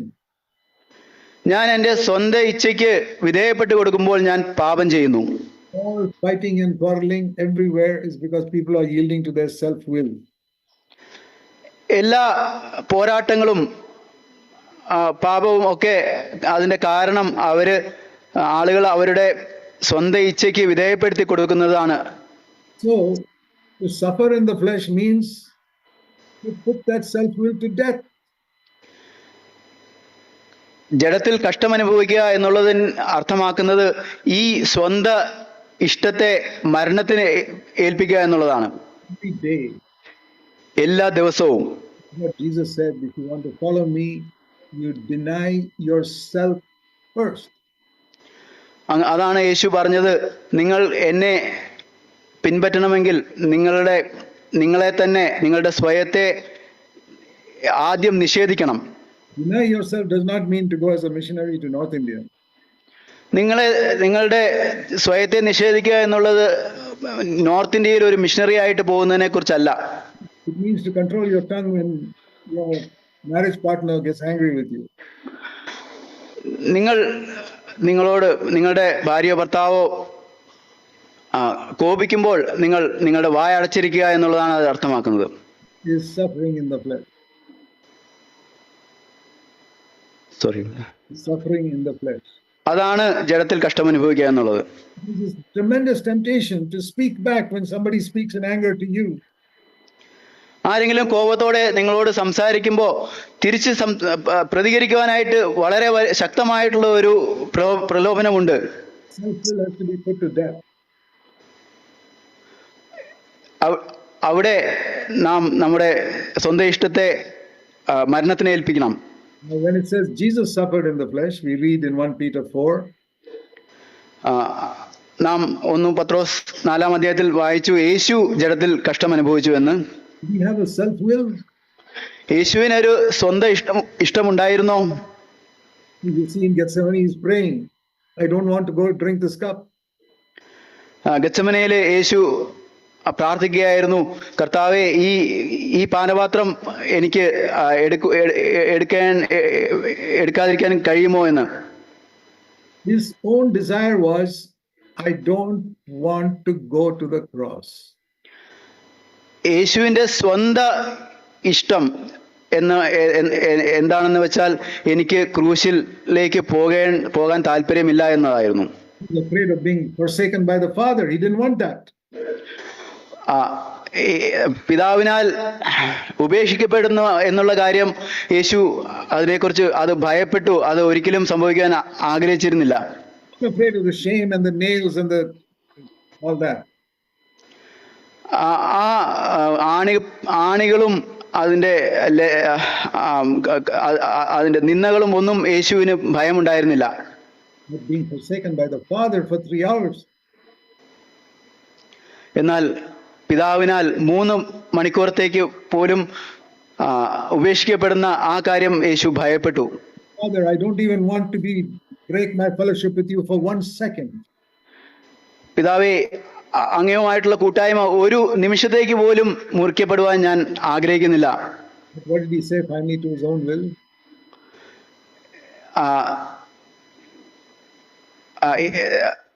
His own will. എന്താണ് യേശു പറഞ്ഞത്? His own will. തന്റെ തന്നെ ഇഷ്ടത്തോട് യേശു എന്താണ് പറഞ്ഞത്? I will not do my will. ഞാൻ എന്റെ ഇഷ്ടം ചെയ്യുകയില്ല എന്ന്. I will do your will, Father. അങ്ങയുടെ ഇഷ്ടം മാത്രം പിതാവേ. You know that Jesus had a will of his own. ഇപ്പോൾ നിങ്ങൾക്ക് മനസ്സിലായോ യേശുവിന് സ്വന്തമായ ഒരു ഇഷ്ടം ഉണ്ടായിരുന്നുവെന്ന്? He denied it for 33.5 years. യേശു അത് 33.5 വർഷം അതിനെ നിഷേധിച്ചു. That is how he suffered in the flesh. അങ്ങനെയാണ് യേശു ജഡത്തിൽ കഷ്ടം അനുഭവിച്ചത്. Main suffering we need to learn. That is the main suffering that we need to learn. നമ്മൾ പഠിക്കേണ്ട പ്രധാനപ്പെട്ട കഷ്ടത അനുഭവിക്കുക എന്നുള്ളത് ഇതാണ്. And that is how Jesus did not sin, and that is how we can stop sinning. അങ്ങനെയാണ് യേശു പാപം ചെയ്യാതിരുന്നത്. അങ്ങനെയാണ് നമുക്കും പാപം ചെയ്യുന്നത് അവസാനിപ്പിക്കാൻ കഴിയുന്നത്. John chapter 6 and verse 38. Yohannan 6:38. It says here, Jesus says, I came from heaven, what for? ഞാൻ സ്വർഗത്തിൽ നിന്ന് വന്നത് എന്തിനാണെന്നാണ് യേശു പറഞ്ഞത്? Die on the cross. ക്രൂശിൽ മരിക്കുന്നതിന് വേണ്ടിയാണോ? No. അല്ല, He came from heaven to deny his own will. എന്റെ ഇഷ്ടത്തെ നിഷേധിക്കുവാൻ വേണ്ടിയാണ് ഞാൻ സ്വർഗത്തിൽ നിന്ന് വന്നത്. The will of the Father.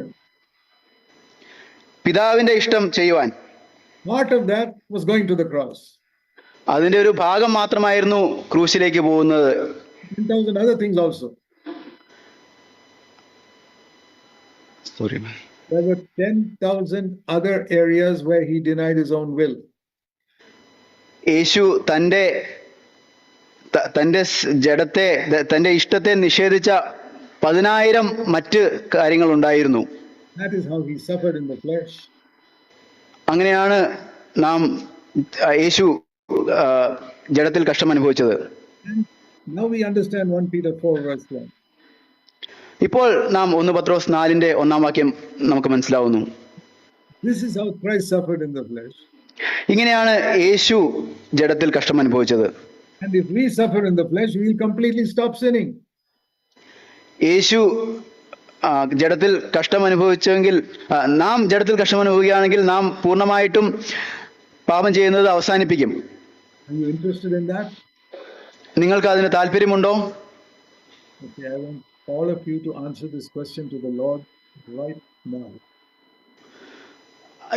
നിങ്ങൾ ഇപ്പോൾ തന്നെ ഈ ഒരു ചോദ്യത്തിന് ഉത്തരം നിങ്ങളോട് തന്നെ ഉത്തരം പറയണമെന്ന് ഞാൻ ആഗ്രഹിക്കുന്നു. Not to yourself, tell it to the Lord. അത് നിങ്ങളോട് തന്നെയല്ല, കർത്താവിനോട് പറയണം. You don't have to tell me. You don't have to tell me. എന്നോട് നിങ്ങൾ പറയേണ്ടതില്ല. Tell the Lord. കർത്താവിനോട് പറയുക. Either I want to stop sinning from now, or I don't want to stop sinning from now. ഒന്നുകിൽ എനിക്ക് ഇപ്പോൾ മുതൽ പാപം ചെയ്യുന്നത് അവസാനിപ്പിക്കണം, അല്ലെങ്കിൽ എനിക്ക് പാപം ചെയ്യുന്നത് അവസാനിപ്പിക്കേണ്ട. You say, I don't believe I can stop sinning. നിങ്ങൾ പാപം ചെയ്യുന്നത് അവസാനിപ്പിക്കുന്നതിനെ കുറിച്ച് വിശ്വസിക്കുന്നില്ല എന്ന് പറയുകയാണെങ്കിൽ, You can say that if you want. നിങ്ങൾക്ക് വേണമെങ്കിൽ അങ്ങനെയും പറയാം. You will never stop sinning. അങ്ങനെയാണെങ്കിൽ നിങ്ങൾ ഒരിക്കലും പാപം ചെയ്യുന്നത് അവസാനിപ്പിക്കുകയില്ല. Believe 1 Peter 4:1. നിങ്ങൾ 1 പത്രോസ് 4:1 വായിക്കുകയാണെങ്കിൽ, No, if you believe it, അത് നിങ്ങൾ വിശ്വസിക്കുകയാണെങ്കിൽ, and you will say, Lord, I want it because this is written in your word. കർത്താവേ, അങ്ങയുടെ വചനത്തിൽ ഇത് എഴുതിയിരിക്കുന്നത് കൊണ്ട് എനിക്ക് അത് വേണം. Please help me to understand how to suffer in the flesh. ജഡത്തിൽ കഷ്ടമനുഭവിക്കുന്നത് എങ്ങനെയെന്ന് മനസ്സിലാകുവാൻ എന്നെ സഹായിക്കണമേ. This is what you came from heaven for, to save us from our sins. ഇതിനു വേണ്ടിയാണ് അങ്ങ് വന്നത്, ഞങ്ങളെ പാപത്തിൽ നിന്നും രക്ഷിക്കുന്നതിന്. All the other hardships we can talk about in this conference are nothing compared to this hardship. മറ്റ് കഷ്ടതകളെ കുറിച്ച് നമ്മൾ ഈ കോൺഫറൻസിൽ പറയുന്നത് ആണ് ഒക്കെ, അത് ഈ കഷ്ടതയുമായിട്ട് താരതമ്യം ചെയ്യുമ്പോൾ ഒന്നുമില്ല. So many people who are persecuted for their faith. കാരണം ധാരാളം ആളുകൾ അവരുടെ വിശ്വാസത്തെ പ്രതി ഉപദ്രവിക്കപ്പെടുന്നു. Muslims are persecuted for their faith in many places. മുസ്ലിംസിനെ അവരും അവരുടെ വിശ്വാസത്തിന്റെ കാര്യം കൊണ്ട് പലയിടങ്ങളിലും ഉപദ്രവിക്കപ്പെടുന്നുണ്ട്. Religions, people are persecuted for their faith. മറ്റ് മതങ്ങളിലും ആളുകളെ അവരുടെ വിശ്വാസത്തെ പ്രതി അവർ ഉപദ്രവം അനുഭവിക്കുന്നുണ്ട്. You go to North India and preach the gospel and you are killed. That does not mean you stop sinning. നിങ്ങൾ വടക്കേ ഇന്ത്യയിൽ പോയി സുവിശേഷം പ്രസംഗിക്കുകയാണെങ്കിൽ നിങ്ങൾ കൊല്ലപ്പെടും. അതിന്റെ അർത്ഥം നിങ്ങൾ പാപം ചെയ്യുന്നത് നിർത്തുമെന്നുള്ളതല്ല. That is not the meaning of the suffering spoken of in the New Testament. ജഡത്തിൽ കഷ്ടം അനുഭവിക്കുന്നു എന്നുള്ളത് പുതിയ നിയമത്തിൽ പറഞ്ഞിരിക്കുന്നതിന്റെ അർത്ഥം അതല്ല. I feel the burden to stress this because I find even after 40 years of preaching this in Kerala, many people have not understood it. They are not even interested in understanding it. ഈ കാര്യത്തെ ഊന്നി പറയുവാനായിട്ടുള്ള ഒരു ഭാരം എനിക്ക് തോന്നിയത് കാരണം 40 വർഷത്തോളം ഞാൻ ഇതിനെ പ്രസംഗിച്ചിട്ടും കേരളത്തിൽ പലരും ഈ കാര്യത്തെ മനസ്സിലാക്കുവാനോ അത് മനസ്സിലാക്കാൻ ശ്രമിക്കുന്നുവോ ഇല്ല എന്നുള്ളത് ആണ്. In some of our CFC churches, people are jealous of each other, they are fighting with each other. നമ്മുടെ ചില CFC സഭകളിൽ ആളുകൾ തമ്മിൽ അസൂയ ഉള്ളവരാണ്, അവർ തമ്മിൽ പോരടിക്കുന്നവരാണ്. They're seeking for honor, to want to become an elder and rule over people. അവര് മാനം അന്വേഷിച്ചുകൊണ്ട് ഒരു മൂപ്പനാകാൻ ആഗ്രഹിച്ചുകൊണ്ട് മറ്റുള്ളവരുടെ മേൽ ഭരിക്കാൻ ആഗ്രഹിക്കുന്നു. Such people, what have you been hearing for 40 years? അങ്ങനെയുള്ള ആളുകൾ ഉണ്ടെങ്കിൽ നിങ്ങൾ 40 വർഷത്തോളം എന്താണ് കേട്ടുകൊണ്ടിരുന്നത്? That's why we need to hear this word again today. അതുകൊണ്ടാണ് ഇന്ന് ഈ കാര്യം വീണ്ടും നിങ്ങൾ കേൾക്കേണ്ടത്. This is the ABC of New Testament Christianity. ഇതാണ് പുതിയ നിയമ ക്രിസ്ത്യാനിത്വത്തിന്റെ ആദ്യ അക്ഷരങ്ങൾ. People say forgiveness of sins is the ABC.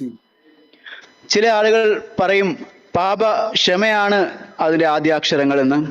Old Testament, Psalm 103, we saw that. അത് പഴയ നിയമത്തിൽ 103-ാം സങ്കീർത്തനത്തിൽ നമ്മൾ അത് കണ്ടു. But in the New Testament, Matthew 1:21, he has come to save us from our sins. എന്നാൽ പുതിയ നിയമത്തിൽ മത്തായി 1:21 കർത്താവ് നമ്മെ പാപത്തിൽ നിന്നും രക്ഷിക്കുവാനാണ് വന്നത്. How does he do it? അത് കർത്താവ് എങ്ങനെയാണ് ചെയ്യുന്നത്? How does he give us the strength to deny our own will? കർത്താവ് നമ്മുടെ സ്വന്തം ഇഷ്ടം നിഷേധിക്കുവാനായിട്ടുള്ള ശക്തി തരുന്നത് എങ്ങനെയാണ്? Tremendous strength to do it. അത് ചെയ്യുവാനായിട്ട് വളരെ വലിയ ശക്തി ആവശ്യമാണ്. For that we go to the second promise in the New Testament. അതിന് നമുക്ക് പുതിയ നിയമത്തിലെ രണ്ടാമത്തെ വാഗ്ദത്തമുണ്ട്. We saw the first one. നാം ഒന്നാമത്തെ വാഗ്ദാനം കണ്ടു. He would save his people from their sins. അവൻ തന്റെ ആളുകളെ പാപത്തിൽ നിന്നും രക്ഷിച്ചു. No, will save them. പാപത്തിൽ നിന്നും രക്ഷിക്കും. Second promise is രണ്ടാമത്തെ വാഗ്ദത്തം Matthew 3:11. Hebrews 3:11. 3:11. Mathai 3:11. Here it is, the last part. He will baptize you with the Holy Spirit and fire. അവിടെ അവൻ നിങ്ങളെ പരിശുദ്ധാത്മാവിനാലും തീയിനാലും സ്നാനം കഴിപ്പിക്കും. That is how he saves us from sin. അങ്ങനെയാണ് അവൻ നമ്മെ പാപത്തിൽ നിന്നും രക്ഷിക്കുന്നത്. Baptism means immerse. സ്നാനം എന്നതുകൊണ്ട് അർത്ഥമാക്കുന്നത് മുഴുകൽ എന്നുള്ളതാണ്. Like water baptism, we go completely under the water. ജലസ്നാനത്തിൽ നാം പൂർണ്ണമായിട്ടും വെള്ളത്തിനടിയിലേക്ക് പോകുന്നു. Baptized in the Holy Spirit means completely immersed under the Holy Spirit. പരിശുദ്ധാത്മാവിനാൽ സ്നാനം ഏൽക്കുക എന്ന് പറഞ്ഞാൽ നാം പരിശുദ്ധാത്മാവിനാൽ പൂർണ്ണമായിട്ടും മുഴുകപ്പെടുന്നു. When you are immersed in water baptism, every part of your body goes down. നാം ജലസ്നാനത്തിൽ നാം വെള്ളത്തിൽ മുങ്ങുമ്പോൾ നമ്മളുടെ ശരീരത്തിന്റെ എല്ലാ ഭാഗങ്ങളും വെള്ളത്തിനടിയിലേക്ക് പോകും. Even a finger must be outside. നമ്മുടെ ഒരു വിരൽ പോലും പുറത്ത് ഉണ്ടാകാൻ പാടില്ല. Same way with baptism in the Holy Spirit. ഇങ്ങനെ തന്നെയാണ് പരിശുദ്ധാത്മാവിന്റെ സ്നാനവും. No area in your life must be under your control. Everything must be under the control of the Holy Spirit. നിങ്ങളുടെ ജീവിതത്തിലെ ഒരു മേഖലയും നിങ്ങളുടെ തന്നെ കൺട്രോളിലായിരിക്കരുത്. അതെല്ലാം പരിശുദ്ധാത്മാവിന്റെ നിയന്ത്രണത്തിൽ ആയിരിക്കണം. This is how many people are deceived. ഇങ്ങനെയാണ് പല ആളുകളും വഞ്ചിക്കപ്പെടുന്നത്. In 1963, first time I heard about the baptism of the Holy Spirit. 1963 ആദ്യമായിട്ട് ഞാൻ പരിശുദ്ധാത്മ സ്നാനത്തെക്കുറിച്ച് കേൾക്കുന്നത്. I was in the Brethren Assembly where they never preach it. ഞാൻ ബ്രദറൻ സഭയിലായിരുന്നപ്പോൾ അവരൊരിക്കലും അതിനെക്കുറിച്ച് പ്രസംഗിച്ചിരുന്നില്ല. They preached water baptism, but not baptism in the Holy Spirit. അവര് ജലസ്നാനത്തെക്കുറിച്ച് പ്രസംഗിച്ചിരുന്നു, എന്നാൽ പരിശുദ്ധാത്മ സ്നാനത്തെക്കുറിച്ച് പ്രസംഗിച്ചിരുന്നില്ല. Somebody said you need to go to the Pentecostals to get baptism in the Holy Spirit. ആരോ പറഞ്ഞു നിങ്ങൾ പെന്തക്കോസ്തുകാരുടെ അടുക്കൽ പോകണം പരിശുദ്ധാത്മ സ്നാനം പ്രാപിക്കേണ്ടതിന്. I did not know who Pentecostals were. പെന്തക്കോസ്തുകാർ എന്ന് പറഞ്ഞാൽ ആരാണെന്ന് എനിക്ക് അറിഞ്ഞിരുന്നില്ല. There was one man in the Navy with me whose wife was a Pentecostal. എൻ്റെ കൂടെ നേവിയിൽ ഉണ്ടായിരുന്ന ഒരു വ്യക്തിയുടെ ഭാര്യ പെന്തക്കോസ്തുകാരിയായിരുന്നു. He told me, I'll take you to a Pentecostal church in Kottayam. അദ്ദേഹം എന്നോട് പറഞ്ഞു, ഞാൻ നിങ്ങളെ കോട്ടയത്തുള്ള ഒരു പെന്തക്കോസ്ത് സഭയിൽ കൊണ്ടുപോകാമെന്ന്. One man who's got great ability to lead people into baptism in the Holy Spirit. അവിടെ ഒരു മനുഷ്യനുണ്ട്, അദ്ദേഹത്തിന് പരിശുദ്ധാത്മ സ്നാനത്തിലേക്ക് ആളുകളെ നയിക്കുവാനായിട്ടുള്ള വലിയൊരു കഴിവുണ്ട്. So I rode my scooter with him and came all the way from Ernakulam Naval Base to Kottayam. അതുകൊണ്ട് ഞാൻ എൻ്റെ സ്കൂട്ടർ ഓടിച്ചുകൊണ്ട് അദ്ദേഹത്തെയും കൊണ്ട് എറണാകുളം നേവൽ ബേസിൽ നിന്നും കോട്ടയം വരെയുള്ള വഴി മുഴുവൻ സഞ്ചരിച്ചു വന്നു. I went to meet this man, this pastor. ഞാൻ പോയി ഈ പാസ്റ്ററിനെ കാണുവാൻ പോയി. And he said, let's kneel down and pray. അദ്ദേഹം പറഞ്ഞു, നമുക്ക് മുട്ടുകുത്തി പ്രാർത്ഥിക്കാം. Then he said, keep saying hallelujah. അതിനുശേഷം അദ്ദേഹം പറഞ്ഞു, ഹല്ലേലൂയ എന്ന് പറഞ്ഞുകൊണ്ടേയിരിക്കുക. ഒരു പ്രാവശ്യമല്ല, keep on saying it. അത് തുടർമാനമായിട്ട് പറഞ്ഞുകൊണ്ടേയിരിക്കുക. Maybe after 5 or 10 minutes, your tongue will trip. അങ്ങനെ പറഞ്ഞുകൊണ്ട് ഒരു 5-10 മിനിറ്റ് കഴിയുമ്പോൾ നിങ്ങളുടെ നാവ് വഴുതും. Then you will suddenly say something else. അപ്പോൾ നിങ്ങൾ പെട്ടെന്ന് മറ്റെന്തെങ്കിലും പറയാൻ തുടങ്ങും. Speak in tongues. അതാണ് നിങ്ങൾ അന്യഭാഷയിൽ സംസാരിക്കുന്നത്. You'll be filled with the Holy Spirit. അപ്പോൾ നിങ്ങൾ പരിശുദ്ധാത്മാവിനാൽ നിറയപ്പെടും. I knew that in Acts chapter 2, that is not how they were filled with the Holy Spirit. എന്നാൽ ഞാൻ അപ്പോസ്തല പ്രവൃത്തികൾ 2-ാം അധ്യായത്തിൽ കണ്ടത് അങ്ങനെ ആയിരുന്നില്ല അവര് പരിശുദ്ധാത്മാവിനാൽ നിറയപ്പെട്ടത്. He taught them to say anything. Nobody taught them to say anything. അവരെ എന്തെങ്കിലും പറയുവാൻ ആരും പഠിപ്പിച്ചില്ല. I found with all Pentecostals, they teach people to speak in tongues. ഞാൻ കണ്ടെത്തിയത് എല്ലാ പെന്തക്കോസ്തുകാരും ആളുകളെ അന്യഭാഷ പറയുവാൻ പഠിപ്പിക്കുന്നുണ്ട് എന്നുള്ളതാണ്. I say 99% of it is fake. It's not real. അതിന്റെ അകത്തെ 99% അത് വ്യാജമാണ്, യഥാർത്ഥമല്ല. I told him, I'm not going to do that because the people on the day of Pentecost did not do that. ഞാൻ അദ്ദേഹത്തോട് പറഞ്ഞു, ഞാനത് ചെയ്യാൻ പോകുന്നില്ല, കാരണം പെന്തക്കോസ്ത് നാളിൽ ആളുകൾ അങ്ങനെ ചെയ്തില്ല എന്ന്. He got angry with me and I had to go away. ഞാൻ അദ്ദേഹം എന്നോട് കോപിച്ചു, ഞാൻ പോയി. So I knew the Pentecostals also don't have the answer. അപ്പോൾ എനിക്ക് അറിയാം, എനിക്ക് മനസ്സിലായി പെന്തക്കോസ്തുകാർക്കും ഇതിന്റെ മറുപടി, ഇതിന്റെ ഉത്തരം ഇല്ല എന്ന്. Only teaching the technique to babble in something with their tongue. അവര് നാവ് കൊണ്ട് എന്തൊക്കെയോ പുലമ്പി അങ്ങനെ അന്യഭാഷയിൽ സംസാരിക്കാൻ പഠിപ്പിക്കുന്നതാണ്. I was not seeking for tongues. I was seeking for power over sin. ഞാൻ അന്യഭാഷയ്ക്ക് വേണ്ടി ആയിരുന്നില്ല അന്വേഷിച്ചുകൊണ്ടിരുന്നത്, ഞാൻ പാപത്തിന്മേലുള്ള വിജയത്തിനായിട്ടായിരുന്നു അന്വേഷിച്ചത്. Be baptized in fire. തീയിനാൽ സ്നാനപ്പെടേണ്ടതിന്. I came back home. ഞാൻ വീട്ടിൽ തിരിച്ചു വന്നു. And in my room, I said, Lord, you baptize me in the Holy Spirit. എന്റെ മുറിയിൽ ഇരുന്നുകൊണ്ട് ഞാൻ പറഞ്ഞു, കർത്താവേ, അങ്ങനെ പരിശുദ്ധാത്മാവിനാൽ സ്നാനം കഴിപ്പിക്കണമേ എന്ന്.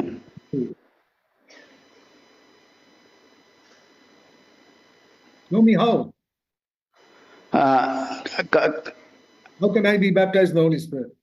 കർത്താവേ, എങ്ങനെയാണ് ഞാൻ പരിശുദ്ധാത്മാവിനാൽ സ്നാനം എനിക്ക് ഏൽക്കാൻ കഴിയുന്നതെന്ന്. The Lord said, when was Jesus anointed with the Holy Spirit?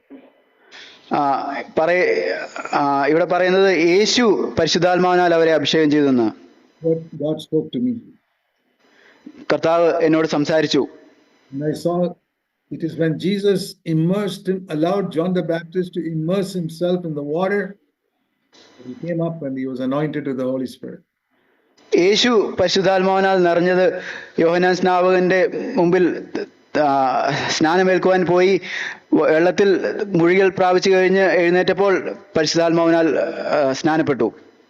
And I saw the meaning was you allow, just like he allowed John the Baptist to put him underneath the water What the Lord said was, you allow other people to put you to death.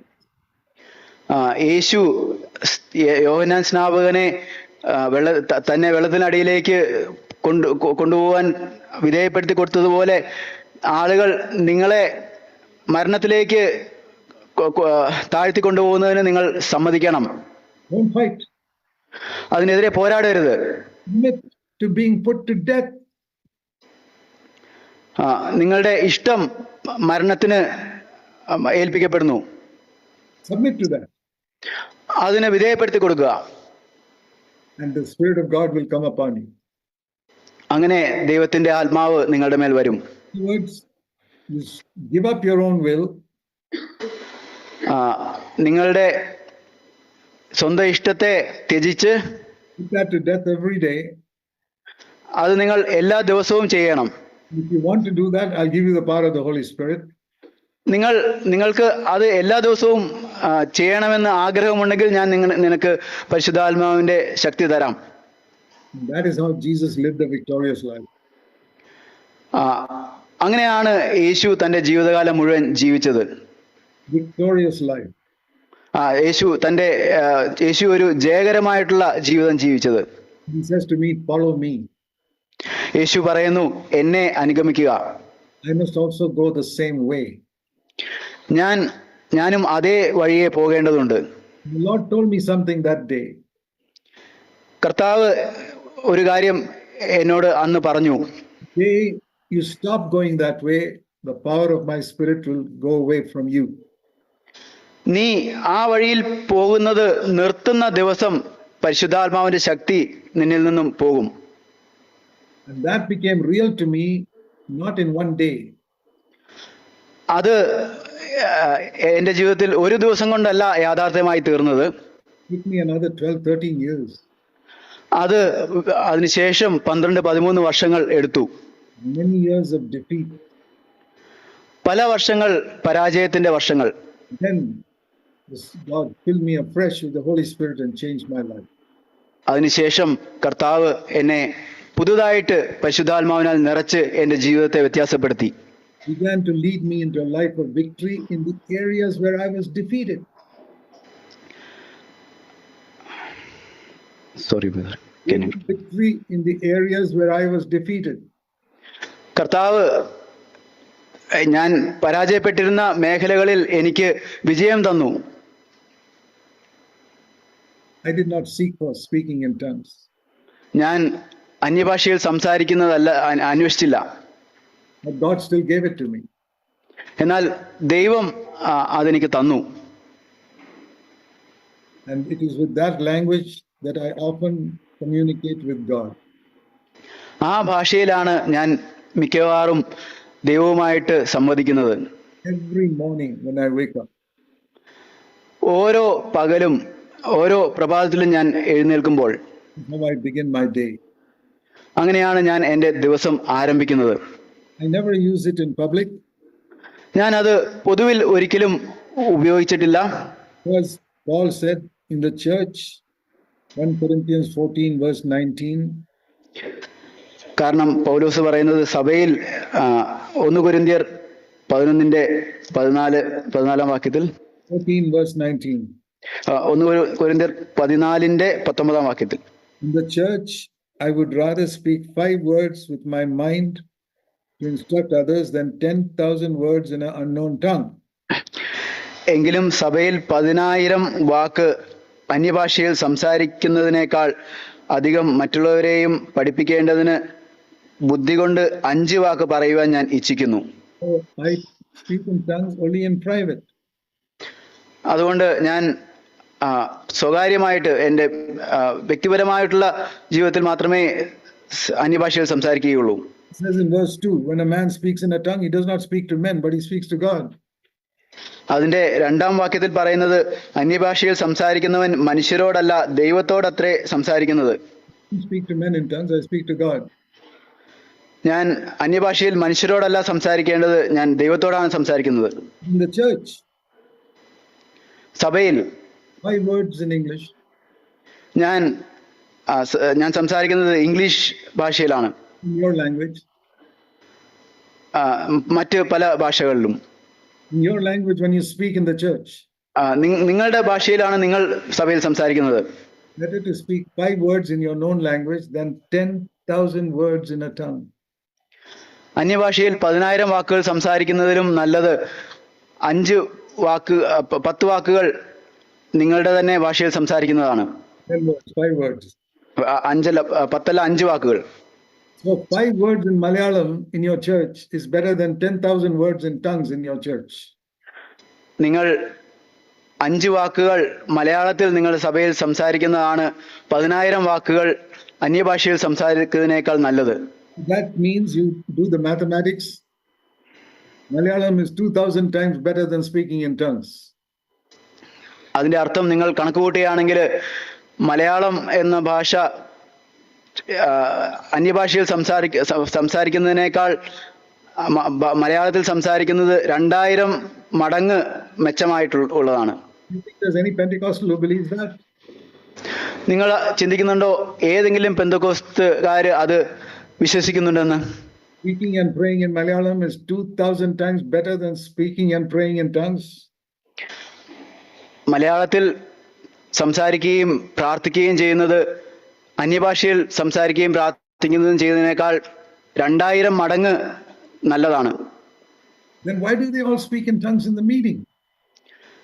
പിന്നെ എന്തുകൊണ്ടാണ് അവര് എല്ലാം മീറ്റിങ്ങുകളിൽ അന്യഭാഷയിൽ സംസാരിക്കുന്നത്? What shall we call a church where everybody is speaking in tongues? നിങ്ങൾ എല്ലാവരും അന്യഭാഷയിൽ സംസാരിക്കുന്ന ഒരു സഭയെക്കുറിച്ച് ചിന്തിക്കുക. What will you call such a church? അങ്ങനെ ഒരു സഭയെ നിങ്ങൾ എന്ത് വിളിക്കും? People say Pentecostal church. ആളുകൾ പറയും പെന്തക്കോസ്ത് സഭ. Let us see what the Holy Spirit says. അതല്ല പരിശുദ്ധാത്മാവ് പറയുന്ന വാക്ക്. Verse 23. 23-ാം വാക്യം. If the whole church comes together and they all speak in tongues, they will say you're mad. സഭയൊക്കെയും ഒരുമിച്ച് കൂടി എല്ലാവരും അന്യഭാഷയിൽ സംസാരിക്കുന്നുവെങ്കിൽ ആത്മാവില്ലാത്തവരോ അവിശ്വാസികളോ അകത്ത് വന്നാൽ നിങ്ങൾക്ക് ഭ്രാന്തുണ്ട് എന്ന് പറയുകയില്ലയോ? Such a church is not a Pentecostal church, it's a mad church. അങ്ങനെയുള്ള ഒരു സഭ അത് പെന്തക്കോസ്ത് സഭയല്ല, അത് ഭ്രാന്തുള്ള സഭയാണ്. You get angry with me, I say to the Pentecostals, this is what the Holy Spirit says. ഇത് ഞാൻ പറയുന്നതല്ല, ഇത് പരിശുദ്ധാത്മാവ് പറയുന്നതാണ്. I'm just trying to correct all the wrong understandings of being filled with the Holy Spirit. പരിശുദ്ധാത്മാവിനാൽ നിറയപ്പെടുക എന്നുള്ളതിനെ കുറിച്ചുള്ള തെറ്റായ ധാരണകളെ തിരുത്തുവാനാണ് ഞാൻ ശ്രമിക്കുന്നത്. I'll tell you what the Holy Spirit's fullness did for me. പരിശുദ്ധാത്മാവിന്റെ നിറവ് എനിക്ക് എന്താണ് നൽകിയത് എന്ന് ഞാൻ പറയാം. Every day able to communicate with God in an unknown tongue. എല്ലാ ദിവസവും കർത്താവുമായിട്ട് ഒരു അറിയാത്ത ഭാഷയിൽ സംസാരിക്കുവാനായിട്ട് എന്നെ സഹായിച്ചു. Never tempted to be discouraged or anxious, speak in tongues and I overcome it. ഞാൻ എപ്പോഴെങ്കിലും നിരുത്സാഹപ്പെട്ടു പോകുവാനായിട്ടോ ഞാൻ വ്യാകുലപ്പെടുവാനായിട്ടോ പരീക്ഷിക്കപ്പെടുമ്പോൾ അന്യഭാഷയിൽ ഞാൻ പ്രാർത്ഥിക്കുമ്പോൾ ഞാൻ അതിൽ നിന്നും വിജയം നേടും. Between me and God only. അത് ഞാനും കർത്താവുമായിട്ട് മാത്രം. That is how I overcame discouragement permanently. അങ്ങനെയാണ് ഞാൻ നിരുത്സാഹത്തെ എന്നേക്കുമായിട്ട് ജയിച്ചത്. Many years. പല വർഷങ്ങൾ. That is how I stopped getting angry in my home for many years. അങ്ങനെയാണ് ഞാൻ എൻ്റെ വീട്ടിൽ കോപിക്കുന്നത് പല വർഷങ്ങളായിട്ട് നിർത്തിയത്. That is how gradually God freed me from the love of money for many years. അങ്ങനെയാണ് പല വർഷങ്ങളായിട്ട് പണത്തെ സ്നേഹിച്ചിരുന്ന എന്നെ അതിൽ നിന്നും കർത്താവ് എനിക്ക് ജയം തന്നത്. That's what the Holy Spirit does. അതാണ് പരിശുദ്ധാത്മാവ് ചെയ്യുന്നത്.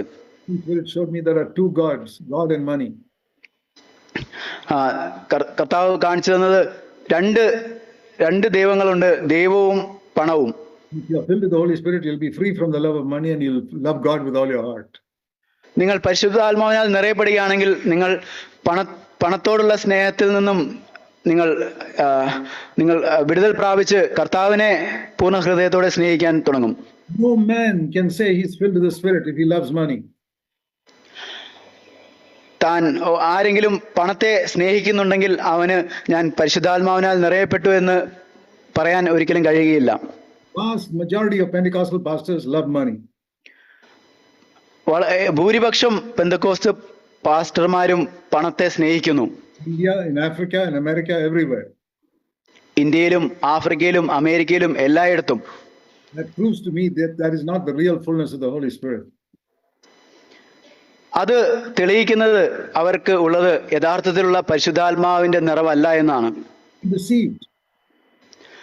അവർ വഞ്ചിക്കപ്പെട്ടിരിക്കുന്നു. Seek for the power of the Holy Spirit that will make you walk in self-denial in the footsteps of Jesus Christ. നിങ്ങളെ കർത്താവിന്റെ കാലടികളുടെ പുറകെ സ്വയം നിഷേധിച്ചുകൊണ്ടുള്ള ഒരു ജീവിതത്തിലേക്ക് നിങ്ങളെ നയിക്കുന്ന ആ പരിശുദ്ധാത്മാവിന്റെ ശക്തിക്കായിട്ട് അന്വേഷിക്കുക. Fullness of the Holy Spirit where you can bring up all your children in the fear of God. നിങ്ങളുടെ എല്ലാ മക്കളെയും ദൈവഭയത്തിൽ വളർത്തിക്കൊണ്ടുവരുവാൻ തക്കതായിട്ടുള്ള പരിശുദ്ധാത്മാവിന്റെ നിറവ്. Half of them, but all of them. അവര് പകുതി പേരല്ല, അവര് എല്ലാവരും. Amazing what the Holy Spirit can do. പരിശുദ്ധാത്മാവിന് ചെയ്യാൻ കഴിയുന്നത് ആശ്ചര്യകരമായിട്ടുള്ളതാണ്. God calls you to preach. ദൈവം നിങ്ങളെ പ്രസംഗിക്കാൻ വിളിക്കുകയാണെങ്കിൽ Not everybody, he calls only 1 in 1,000 people to preach. എല്ലാവരെയും കർത്താവ് പ്രസംഗിക്കാൻ വിളിക്കാറില്ല. 1000-ൽ ഒരാളെ ഒക്കെയാണ് വിളിക്കാറ്. He calls you to preach. കർത്താവ് നിങ്ങളെ പ്രസംഗിക്കാൻ വിളിക്കുകയാണെങ്കിൽ Fills you with the Holy Spirit. നിങ്ങളെ പരിശുദ്ധാത്മാവിനാൽ അതിനുവേണ്ടി നിറയ്ക്കുകയാണെങ്കിൽ Every time you preach, people will sense the presence of Jesus Christ. നിങ്ങൾ ഓരോ പ്രാവശ്യവും പ്രസംഗിക്കുമ്പോൾ ആളുകൾ യേശുക്രിസ്തുവിന്റെ സാന്നിധ്യം അവർക്കത് മനസ്സിലാകും. They'll go away from the meeting not saying we understood some new truth, but that we met with Jesus Christ today. അവര് ആ മീറ്റിംഗിൽ നിന്നും തിരിച്ചു പോകുമ്പോൾ ഞങ്ങളൊരു പുതിയ സത്യം മനസ്സിലാക്കി എന്നുള്ളതല്ല, യേശുവിന്റെ സാന്നിധ്യത്തെ ഞങ്ങൾ അവിടെ തിരിച്ചറിഞ്ഞു എന്നുള്ളതാണ് അവർ പറയുന്നത്. Long that every elder brother in CFC churches in Kerala will experience such a fullness of the Spirit. ഞാൻ വാഞ്ചിക്കുന്നത് കേരളത്തിലുള്ള CFC സഭകളിലെ എല്ലാ മൂപ്പന്മാരും ഈ പ്രകാരമുള്ള ആത്മനിറവ് പ്രാപിക്കണമെന്നുള്ളതാണ്. Change their personal life. അത് അവരുടെ വ്യക്തി ജീവിതത്തെ വ്യത്യാസപ്പെടുത്തും. Thought life. ചിന്താ ജീവിതത്തെ, attitude to money, അവരുടെ പണത്തോടുള്ള മനോഭാവത്തെ, family life, അവരുടെ കുടുംബ ജീവിതത്തെ, their preaching. അവരുടെ പ്രസംഗവും. It will enable them to build the body of Jesus Christ. അത് കർത്താവിന്റെ ശരീരത്തെ പണിയുന്നതിന് അവരെ സഹായിക്കും. Let us pray. ഏറ്റവും നല്ല രീതി നമുക്ക് പ്രാർത്ഥിക്കാം. Father, സ്വർഗീയ പിതാവേ, this is the most wonderful gift you gave us. ഞങ്ങൾക്ക് നൽകിയ ഒരു വരം. You sent Jesus and most people in the world rejected him. അങ്ങ് യേശുവിനെ അയച്ചു. ഈ ലോകത്തിലുള്ള മിക്ക ആളുകളും അവനെ തള്ളിക്കളഞ്ഞു. You sent the Holy Spirit and most Christians have produced a counterfeit Holy Spirit. അങ്ങ് പരിശുദ്ധാത്മാവിനെ അയച്ചു, എന്നാൽ മിക്ക ക്രിസ്ത്യാനികളും ഒരു വ്യാജ ആത്മാവിനെ ഉണ്ടാക്കി. Help us, Lord, to humble ourselves. ഞങ്ങളെ തന്നെ താഴ്ത്തുവാൻ ഞങ്ങളെ സഹായിക്കണമേ. These dear brothers and sisters here will experience a genuine fullness of the Holy Spirit. ഈ പ്രിയ സഹോദരന്മാര് യഥാർത്ഥത്തിലുള്ള പരിശുദ്ധാത്മാവിന്റെ നിറവ് പ്രാപിക്കുവാൻ വേണ്ടി Baptism of fire. ഒരു തീയുടെ സ്നാനം. Everybody here, Lord. ഇവിടെയുള്ള എല്ലാവരും കർത്താവേ, Free us from the love of money, പണസ്നേഹത്തിൽ നിന്ന് ഞങ്ങളെ വിടുവിക്കണമേ. from every sinful thought, തെറ്റായിട്ടുള്ള ചിന്തകളിൽ നിന്നും ഞങ്ങളെ വിടുവിക്കണമേ. free us from anxiety and complaining. ഞങ്ങളെ വ്യാകുലപ്പെടുന്നതിൽ നിന്നും പരാതിപ്പെടുന്നതിൽ നിന്നും ഞങ്ങളെ വിടുവിക്കണമേ. Build the church in many places in Kerala. കേരളത്തിൽ പല സ്ഥലങ്ങളിലും സഭയെ അങ്ങ് പണിയണമേ. Hear us, we pray, in Jesus' name. ഞങ്ങൾ പ്രാർത്ഥിക്കുന്നു, യേശുവിന്റെ നാമത്തിൽ പ്രാർത്ഥിക്കുന്നു, കേൾക്കണമേ. Amen. ആമേൻ.